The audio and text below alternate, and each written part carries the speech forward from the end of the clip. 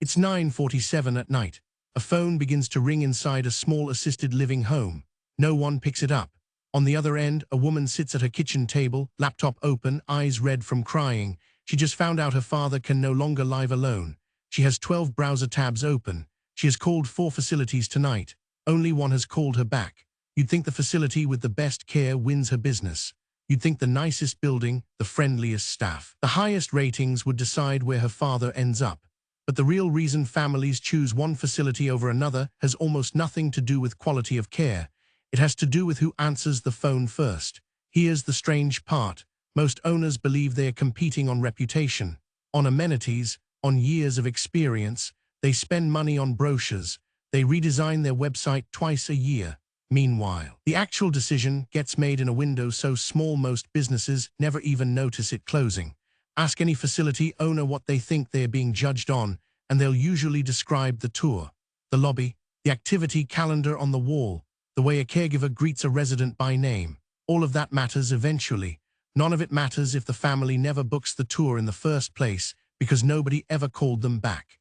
In 2011, a researcher named James Oldroyd studied what happened when companies responded to new customer inquiries at different speeds. He found something almost nobody expected.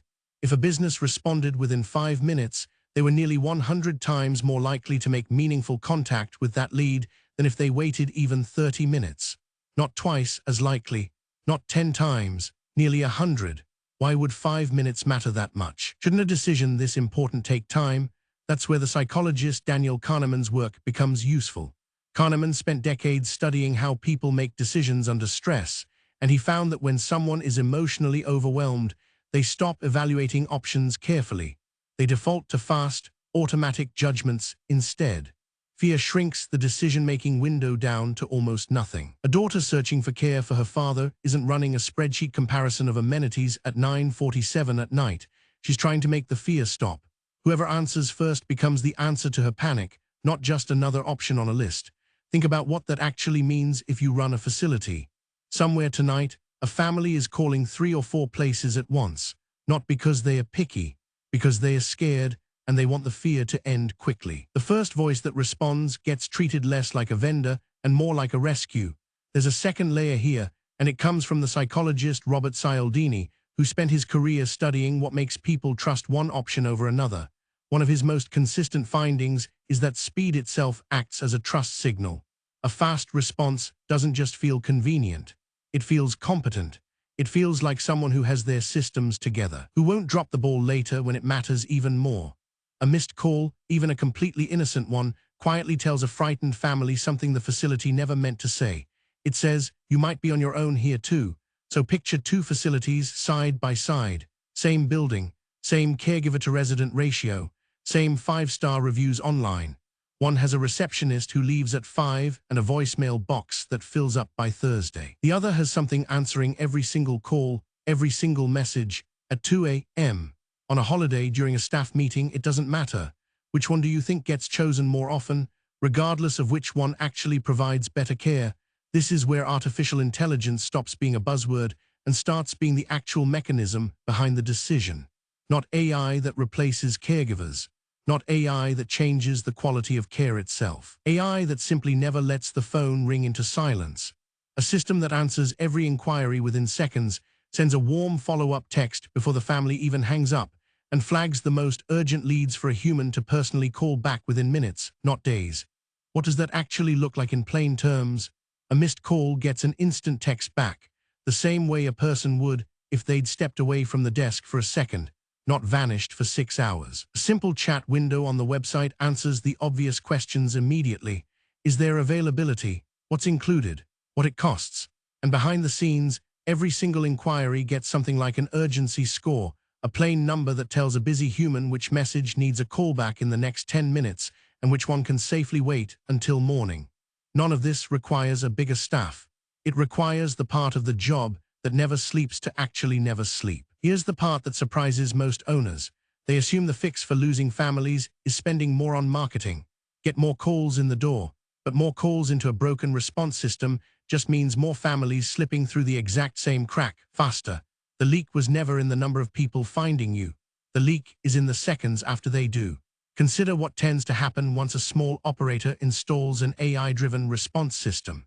Inquiries don't suddenly increase. The advertising budget stays exactly the same. What changes is what happens in the first 5 minutes after someone reaches out. An automated text confirms receipt instantly, so the family knows someone is there. Simple scheduling questions get answered without a human even being awake. And when a human does call back, they aren't cold calling a stranger. They're following up on a conversation that already started to feel personal. Because the system already knew the father's name, the type of care needed, and which question the family asked first. Families rarely remember which facility had the nicer lobby. They remember which one felt like it was already taking care of them before anyone had signed anything. Now here's the counterintuitive twist. It would be easy to assume that better care eventually wins out, even if the first response is slow. Word of mouth, reviews, time corrects the mistake. But most families never get that far. They never tour the slower facility to discover how good the care actually is, because they already committed emotionally to whoever answered first. The best-kept secret in the industry isn't a secret about caregiving quality at all. It's a secret about seconds, and here's what makes it so easy to miss. A facility that loses a family this way never sees the loss happen. There's no complaint, no bad review, no angry email explaining what went wrong. There's just a phone that doesn't ring a second time and a bed that stays empty for one more week. The mistake is invisible by design, which is exactly why it's been allowed to repeat itself for so long. And this is where the story stops being just about elder care. Every business loses customers in that exact same silent window. A dental office that lets a voicemail sit until Monday. A local repair shop that takes 6 hours to text back about an estimate. A salon that never follows up on someone who asked about a booking 3 days ago. A wedding photographer whose inbox reply comes a full day after the couple already booked someone else. It's the same fear-driven, urgency-driven decision-making, just wearing a different outfit. Nobody compares spreadsheets in the moment they need something urgently. They call whoever answers first, and they trust whoever answers fastest. None of these businesses think of themselves as being in the same industry as an assisted living home, but the phone doesn't know that. The nervous system of a person trying to solve an urgent problem works the same way whether the problem is a parent who needs care, a flooded kitchen, or a wedding date that can't be moved. Speed isn't a courtesy in any of these situations. It's the entire decision. That's why Oldroyd's data, Cialdini's trust research, and Kahneman's work on stressed decision-making aren't really specific to senior care at all. They're specific to being human under pressure. Any business that removes the silence, the hold music, the unanswered form submission is quietly winning customers its competitors never even knew they lost. Ask yourself what happens right now tonight if someone reaches out to your business after hours. Does anything happen at all, or does it just sit there, waiting for a human who won't see it until morning? Remember the woman with 12 browser tabs open. She isn't calling one facility and patiently waiting by the phone. She's working down a list, one call after another, in the same 20 minutes, the same way Oldroyd's research found people search when they're trying to solve something urgent. The facility she remembers by name tomorrow morning is whichever one didn't make her wait. This is the part almost nobody plans for, because it doesn't feel like a business problem. It feels like bad luck, a missed call here, a slow week there. But multiply that one missed call by every evening, every weekend, every moment your team is already stretched thin caring for the people already in your building, and the pattern becomes impossible to ignore. You are never losing families because your care wasn't good enough. You are losing them in the 11 minutes it took someone to notice the voicemail light was blinking. Fix isn't complicated, and it isn't expensive compared to what a single lost admission actually costs. An always-on system doesn't get tired at the end of a double shift. It doesn't forget to call back because 3 residents needed help at once.